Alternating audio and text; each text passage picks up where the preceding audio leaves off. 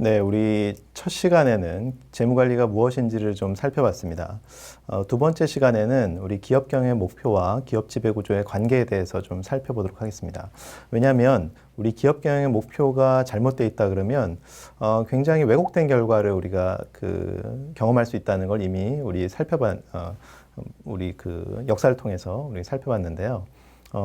이런 것들이 어떤 식으로 우리가 목표가 설정이 돼야 되는지 이런 것들을 우리가 다시 한번 생각해 보면서 우리 재무관리와 어떻게 연결되는지 이걸 좀 고민해 보도록 하겠습니다. 여기 나와 있는 이제 내용을 보면요. 포춘 500이라고 하는 건 미국의 이제 500대 기업을 이야기를 하는데요. 그런 기업의 최고 경영자들에게 한번 설문조사를 해본 자료가 있습니다. 그 CEO들에게 당신은 기업을 경영할 때 어떤 것에 가장 주목을 하면서 기업을 경영하고 있느냐라고 물어봤을 때 이렇게 5가지를 가장 많이 꼽았는데요. 첫 번째는 고객 만족이라고 표현하면 될 것 같고요. 두 번째는 쉐어홀더 밸류라고 하는 거, 쉐어홀더는 우리가 주주라고 이야기할 수 있는데요. 주주 가치 이렇게 번역할 수 있겠죠. 세 번째는 변화 관리, 네 번째는 IT 접목이라고 해야 될까요? 그리고 마지막으로는 비용 경쟁력, 이렇게 가격 경쟁력, 이렇게 표현할 수 있을 것 같습니다. 그런데 제가 이렇게 줄친 부분이 있죠. 주주 가치라는 것에 줄을 쳐놨는데요. 이 포춘 500 기업의 최고 경영자들은요, 주주 가치의 극대화라고 하는 것에 굉장히 중요한 의미를 부여를 하고 있습니다. 그런데 여기서 이제 여러분도 한번 생각해 보세요. 쉐어홀더 밸류라고 하는 주주 가치라고 하는 건 우리가 어떻게 하면 눈으로 볼 수 있을까요? 그건 이제 주주는 어떤 사람을 우리가 주주라고 표현합니까? 주식을 가진 사람을 우리는 주주라고 표현을 하는데요. 주주의 가치라고 하는 건 즉 달리 말하면 주식의 가치 이렇게 표현할 수 있을 겁니다. 그러면 이 주식의 가치는 우리가 눈으로 확인할 수 있는 건 바로 주가라는 걸로 표현할 수 있고요. 그래서 결국 쉐어홀더 밸류라고 하는 건 주가라는 것과 동일하다라고 우리가 조금 단순화시켜서 이야기해도 될 것 같습니다. 결국 포춘 500 기업의 최고 경영자들이 주로 이제 관심을 갖고 있는 분야 중에 하나는 주가 관리를 어떻게 하느냐, 이게 굉장히 중요한 거죠. 왜냐하면 기업의 주인이라고 할 수 있는 주주들의 가치와 바로 연결이 되기 때문입니다. 그런데 조금 독특한 면이 있어요. 이제 한번 이 각국의 주식과 채권 투자의 수익률 이걸 가지고 이제 우리나라의 좀 독특한 현상을 제가 좀 설명을 해보려고 할 텐데요. 제가 첫 시간에도 설명을 했듯이 오른쪽에 재무상태표가 있는데요.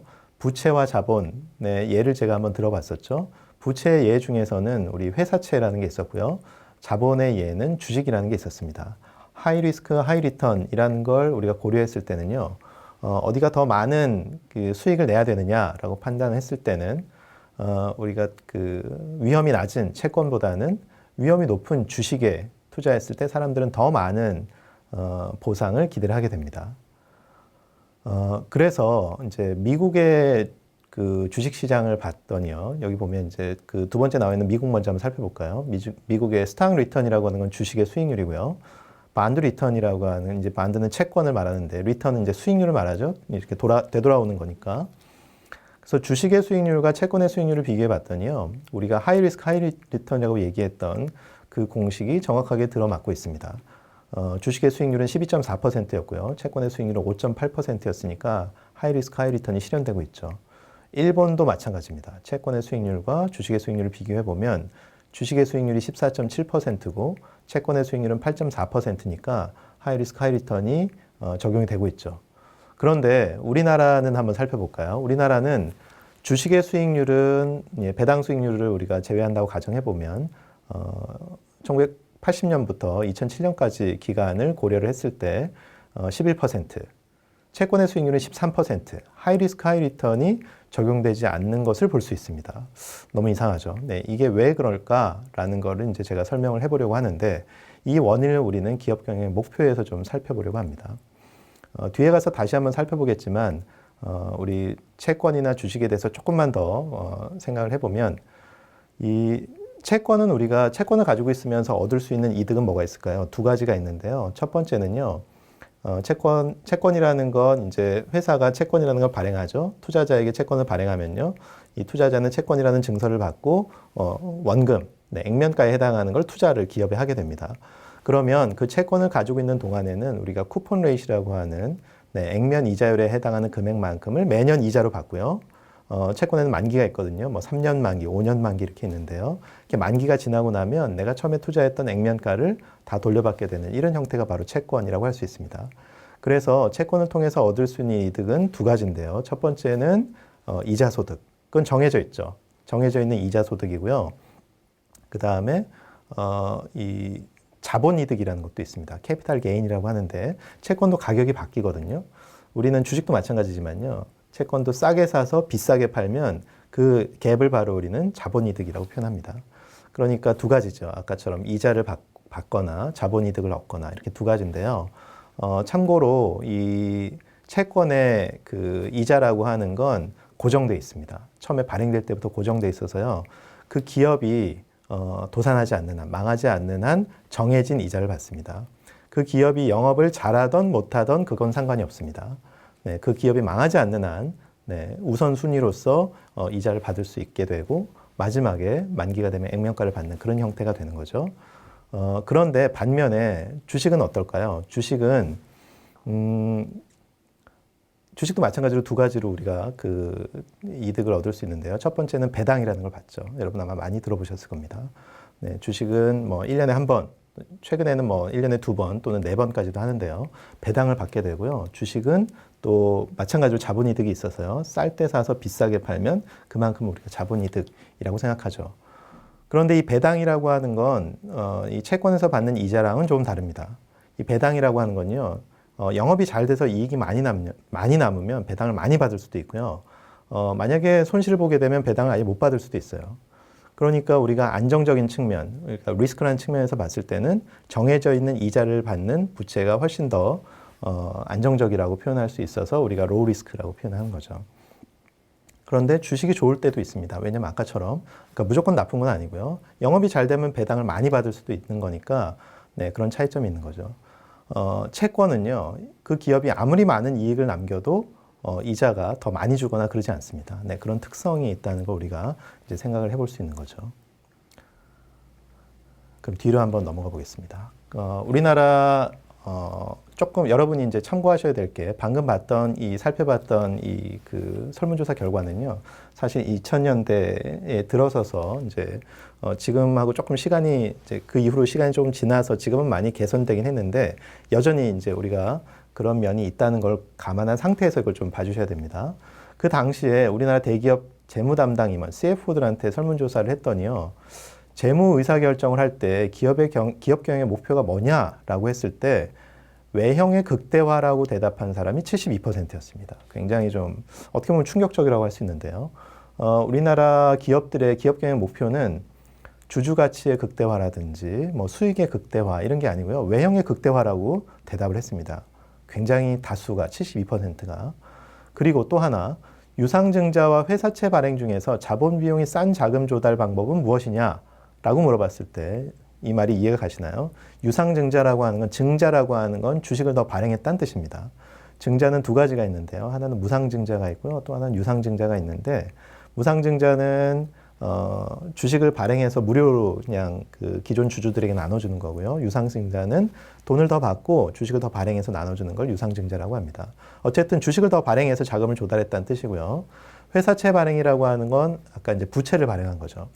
그러니까 조금 더 쉽게 말해보면 주식을 발행한 경우랑 채권을 발행해서 자금을 조달했을 때 자본 비용이 그러니까 싸게 더 조달하는 방법은 뭐냐? 제가 정답을 첫 시간에 벌써 말씀을 드렸죠. 하이 리스크 하이 리턴이라는 측면에서 봤을 때는 부채와 자본 중에 어디가 더 비싼 돈이냐라고 했을 때 제가 자본이, 즉 주식으로 자금을 조달했을 때가 더 비싼 돈이다라고 말씀을 드렸습니다. 하지만 이 CFO들이 대답한 거 보면요. 그러니까 여기 정답은 우리가 얘기했던 바에 따르면 이제 부채가 돼야 되는데, 즉 회사채가 돼야 되는데 주식이라고 답한 사람이 90%에 달했습니다. 왜 그랬을까요? 이 재무 담당 임원이라는 사람들이 이 내용을 몰라서 주식이라고 답했을까요? 그렇지 않습니다. 이렇게 주식이라고 답한 이유는 뭐냐면요. 회사채를 발행해서 자금을 조달했을 때는 정해져 있는 이자를 줘야 되지만 주식을 통해서 자금을 조달했을 때는 배당이라는 건 안 줘도 관계없다. 라고 생각하는 사람이 이렇게 많았던 거죠. 왜 그럴까요? 우리나라 투자자들의 뭐 지금은 많이 인식이 개선되어 가고 있는 과정이라고 할 수 있는데 아직까지도 우리는 주식에 투자할 때 여러분은 어떤 식으로 투자하십니까? 어떤 걸 노리고? 자본이득하고 배당을 봤을 때 배당보다는 자본이득을 노리고 투자하는 투자자들이 훨씬 다수라고 생각이 됩니다. 그러니까 우리는 주식에 투자하면 뭐 20%, 30%, 뭐 2배, 3배 이렇게 이 수익률을 우리가 기대를 하고 있기 때문에 일반적으로 배당으로 주는 뭐 3%, 4%이 정도는 눈에 보이지가 않는 거죠. 이 당시에는 더 했다라고 생각이 됩니다. 그러니까 이 기업의 입장에서 보면요. 배당을 많이 주든 적게 주든 사람들은 별로 관심 없으니까 안 줘도 된다 이렇게 생각을 한 거죠. 그러니까 정해져 있는 이자를 주기보다는 차라리 주식을 통해서 자금을 조달해서 배당을 안 주는 게 훨씬 더 자본비용이 싸다 이렇게 생각을 한 겁니다. 결국에는 이제 제가 무슨 말을 하려고 하냐면요. 이 뒤에서 이제 이야기할 수 있는데요. IMF 이전에 우리 이제 IMF라는 게 있었잖아요. 네, 그 구제금융을 받기 이전에 우리 기업들의 특징을 좀 살펴보면 그때는 아까 봤던 것처럼 기업 경영의 목표가 주주가치 뭐 이런 것보다는 포춘 500에서 얘기했던 그런 뭐 주주가치, 주가 이런 것보다는요 외형의 극대화라는 걸 이제 더 노리고 있었기 때문에 실제로 잘못된 방향으로 경영이 이루어진다는 겁니다. 여기에 그 한자로 써진 대마불사라는 말이 있는데요. 이 대마불사라는 말은 뭐냐면 바둑 용어잖아요. 대마는 죽지 않는다 이런 거죠. 그러니까 우리나라 기업들 중에는요 보면 기업의 덩치가 커져서 굉장히 커지면요 이 기업이 죽지 않도록 누군가 지원을 해준다는 거죠. 정부가 지원을 해주든지 뭐 이렇게 된다는 겁니다. 왜 그럴까요? 만약에 그런 일은 잘 없겠지만 우리나라 그 경제에서 굉장히 큰 비중을 차지하고 있는 뭐 현대자동차 또는 삼성전자 이런 회사가 갑자기 도산한다고 가정을 해보겠습니다. 그러면 어떤 효과가 생길까요? 굉장히 큰 경제적인 타격이 올 거고요. 그 대기업의 기업 생태계에 있는 수많은 계열사들, 수많은 납품 기업들도 다 같이 도산할 테니까 국가 경제가 마비되는 그런 상황이 올 수도 있습니다. 그러니까 그런 기업들이 사정이 나빠져서 도산하려고 하면 이걸 국민의 세금을 들여서 살려내는 경우들이 종종 있죠. 우리는 이제 조선산업이나 이런 데서 그런 것들을 종종 봐왔다는 걸 여러분도 기억을 하실 겁니다. 그러니까 이 기업의 입장에서 보면요. 이 덩치가 커지고 나면 아무리 내가 잘못을 해도 나를 죽도록 내버려 두지 않는 거예요. 그러니까 일단은 덩치를 키우려고 노력을 해왔던 게 바로 IMF 이전의 기업 경영이라고 이야기할 수 있겠습니다. 그러니까 이 대마불사 때문에 차입 경영을 하게 되고요. 수익이 나거나 안 나거나 그런 건 상관이 없습니다. 아까처럼 기업 경영의 목표는 외형의 극대화였으니까 일단 돈을 빌려요. 돈을 빌려서 뭐 문화부활식 경영 또 문화부활식 확장 이런 것들 봤었죠. 그러니까 뭐 전자산업에 있던 회사가 뭐 자동차에도 뛰어들고 자동차 회사가 막 금융에도 뛰어들고 뭐 이런 것들이 바로 사실은 이제 그런 거라고 할 수 있겠는데 이렇게 이제 덩치를 키우려고 노력을 했고요. 그러면 당연하게도 그렇게 새롭게 진입하는 그런 산업 부분에서 경쟁력을 가질 수 있느냐? 사실 그러기 어렵다는 거죠. 네, 그러니까 수익을 내기가 어려웠던 겁니다. 그러면 이제 재무 위험이 상승하게 되고요. 여기 보면 고위험 저수익 투자, 이제 비관련 다각화를 하게 되니까 이제 이런 것들을 하게 되면 수익성이 하락해서 기업이 실패하고 위험이 상승하는데, 그러니까 여러분 어떻게 생각하세요? 만약에 내가 학교 앞에 제가 국민은행에서 1억 원의 돈을 5% 이자를 주고 빌려서 학교 앞에 커피숍을 오픈을 했습니다. 그럼 저는 적어도 어느 이상의 수입을 내야 될까요? 적어도 내가 이자를 갚을 만한 5% 이상은 수익을 내야 돈을 빌려서 영업을 하는 의미가 있는데 그런 것들은 상관이 없었던 거죠. 수익을 내지 못하더라도 손해를 보더라도 계속 외형을 확장하는 게 목표였으니까 계속 투자를 하게 됩니다. 그래서 이제 대마불사해서 계속 이런 사이클이 이어졌던 거죠. 성장 중심 정책이 가져온 효과라고 할 수 있고 결국에는 우리나라 기업들이 IMF를 맞이하게 되는 기업의 경쟁력이 떨어져서 부채 비율은 치솟고 수익은 낮아져서 이런 IMF를 맞이하는 그런 처참한 결과로 올라갔던 걸 여러분은 기억을 하실 겁니다. 네, 그래서 이제 결론적으로 말씀드리려고 하는 건 그러면 이런 지금까지 우리가 살펴봤던 우리나라 IMF를 맞았던 그런 역사를 봤을 때 기업 경영의 목표가 잘못되어 있다라는 거고요. 기업 경영의 목표는 그러면 우리가 뭐라고 해야 되느냐를 따져볼 수 있는데 여기 보면 여러 가지가 있어요. 기업 경영의 목표는 사실은 최근에는 이 주주가치, 여기서는 기업가치 극대화, 주주가치 극대화라고 표현하는데요. 지금부터 제가 여러분에게 이제 수업 시간에 물어봤을 때는 기업 경영의 목표가 무엇이냐라고 했을 때 여러분은 주주가치 극대화라고 답을 해야 됩니다. 네, 이게 우리 교과서에서 말하는 내용이고요. 이윤의 극대화라든지 시장 점유율의 극대화라든지 규모의 극대화 이런 것들은 단기적인 목표는 될 수 있어도 궁극적인 목표는 될 수 없다라는 걸 이제 제가 설명을 할 겁니다. 참고로 최근에는 이 주주가치 극대화뿐만이 아니고요. 이해관계자 가치의 극대화라는 운동이 미국을 중심으로 일어나기도 하는데 그건 아직 이제 우리 교과서에 실린 내용은 아니니까 그건 좀 접어두고요. 일단 우리는 주주가치의 극대화. 왜냐하면 이 주주라고 하는 사람들이 기업의 주인이기 때문에 주주가치를 극대화하는 것이 기업경영 목표다라는 걸 여러분 생각하시면 되겠습니다. 이윤의 극대화라고 하는 건 좀 애매해요. 왜냐하면 이 이윤이라는 게 1년 안의 이윤인지 3년 안의 이윤인지 5년 안의 이윤인지 그런 것들이 좀 애매하고요. 만약에 제가 CEO로 취임을 했는데요. 제 임기가 3년입니다. 그런데 기업경영의 목표가 이윤의 극대화라고 하면 저는 3년 동안은 절대로 투자하지 않을 거예요. 장기 프로젝트에 투자하지 않을 겁니다. 왜냐하면 3년 동안에는 그 이득을 볼 수 없기 때문에. 그러면 우리가 그 기업이 단기 이윤만을 보고 영업을 한다 그러면 결국 어떻게 될까요? 네, 나중에는 우리가 먹거리가 사라지게 되는 거죠. 네. 삼성이라는 회사가 80년대 우리가 반도체에 투자해서 지금은 우리나라 제1의 수출품이 됐던 그런 과거를 회상해 보면 그런 일은 벌어지지 않을 거라는 거죠. 그러니까 이런 것들은 단기적인 목표는 될 수 있지만 장기는 될 수 없다. 이렇게 생각할 수 있겠습니다. 그래서 이제 기업 경영 목표가 왜 기업 가치의 극대화, 주주 가치의 극대화냐라고 따져보면 바로 이제 이런 것을 볼 수 있는데요. 기업의 가치라는 건 결국에는 부채의 가치와 주주의 가치, 채권자의 가치와 주주의 가치인데 채권자의 가치는 그렇게 변하지 않아요. 그러니까 주주의 가치가 결국에는 기업의 가치다 이렇게 이야기할 수 있겠다라는 게 바로 여기 이제 내용이니까 한번 읽어보시면 되겠고요. 이윤의 극대화나 기업 규모의 극대화, 시장 규모, 시장 점유율의 극대화는 왜 우리가 궁극적인 그런 목표가 될 수 없는지에 대해서도 여기에 설명이 되어 있으니까 살펴보시면 되겠습니다. 만약에 그 어떤 초기 기업이라고 하면 그 기업은 물론 주주가치의 극대화, 이윤의 극대화도 중요하겠지만 일단 생존하려면 시장 점유율의 극대화 같은 것들이 단기적인 목표가 될 수도 있습니다. 하지만 이렇게 성장 단계를 넘어가게 되면 그때부터는 이제 주주가치 극대화가 즉 기업 가치의 극대화가 이제 궁극적인 목표가 돼야 되는 거죠. 근데 좀 이제 문제가 있죠. 이제 제가 지금까지 설명한 내용을 종합해 보면 여러 가지 제가 내용을 좀 이렇게 말씀을 드렸는데 결국에는 여러분이 여기까지 기억하셔야 되는 건 기업 경영의 목표라고 하는 건 주주 가치의 극대화다. 이걸 일단 기억을 하셔야 됩니다. 그런데 이 기업 경영의 목표인 주주 가치의 극대화를 방해하는 요인이 있어요.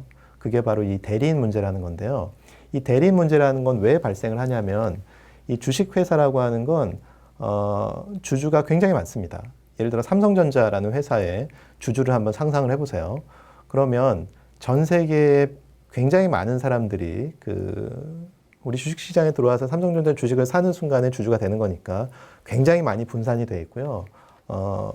굉장히 다양한 형태로 이제 존재를 할 겁니다. 그러면 이 많은 사람들이 다 모여서 기업을 경영하기가 굉장히 어려운 거죠. 그러면 어떤 식으로 이제 경영을 할 수 있을까요? 그래서 모든 사람이 모일 수 없기 때문에 마치 우리나라가 모든 사람이 모여서 어떤 정치적인 문제를 해결할 수 없듯이 그런 투표를 해서 모든 걸 해결할 수 없듯이 그래서 우리는 어떻게 정치에 참여합니까? 우리 지역구에 우리의 뜻을 대변하는 국회의원을 뽑아서 국회에 보내서 그 국회에 있는 사람들끼리 이런 논의를 하고 또 관련된 이제 행정부의 사람들과 이런 것들을 얘기를 해서 무언가 의사결정을 하듯이 마찬가지로 주식회사에서도요. 주주들은 내 뜻을 대변하는 이사를 뽑아서 그 이사를 이사회에 참여시킴으로써 그 이사회에서 어떤 중요한 경영 의사결정이 이루어지도록 하는 게 일반적입니다. 네. 그렇기 때문에 결국에는 이 소유와 경영은 분리됐다라고 이제 표현을 할 수가 있습니다. 그런데 이 소유와 경영이 분리된 것의 장점도 있어요. 장점이 있는데요. 어떤 장점이 있을까요? 아까처럼 다 같이 모여서 뭔가 결정하려고 그러면 시간도 오래 걸리고 잘 모르는 사람들이 결정하니까 잘못된 방향으로 결정될 수도 있을 겁니다. 그러니까 유능한 전문 경영인을 고용을 해서 이런 사람들이 아주 전문성 있게 그 의사결정을 내리고 이렇게 한다 그러면 아주 효율적으로 비용을 줄이면서 결정할 수 있을 겁니다. 그래서 이런 것들은 소유와 경영의 분리의 장점이라고 할 수 있는데 아주 치명적인 문제가 있죠. 그 단점이 뭐냐면 제가 방금 잠깐 언급했듯이 이런 대리인 문제라는 게 발생된다는 게 그런 단점이라고 이야기할 수 있겠습니다. 소유와 경영이 분리된 것의 그 단점의 예는 어떤 거냐면요. 그 대리인 문제의 예는요. 그러니까 이 대리인이라고 하는 이 경영자는요. 여기서 소유는 누구죠? 주주를 이야기하는 거고요. 네, 주인 뭐 이렇게 표현할 수 있고요. 경영자는 대리인이라고 표현할 수 있는데요. 그래서 이 대리인 문제를 뭐 주인, 대리인 문제 뭐 이렇게 표현하기도 합니다. 경제학 원론에서 아마 여러분 들어보셨을 것 같고요. 이 대리인 문제는 이 경영자가 사실은 대리를 받아서 운영을 하는 거기 때문에 주주 가치의 극대화라는 목표를 이루기 위해서 주인의 이익, 즉 주주의 이익을 최고로 우리가 생각해서 그걸 최대로 높일 수 있는, 즉 주주의 가치라고 하는 건 우리가 눈에 볼 수 있는 게 주가라고 표현했잖아요. 그러니까 주가를 어떻게 하면 높일 수 있는지 이걸 고민해서 그걸 최대한 살릴 수 있도록 노력해야 되는데 그러지 않고요.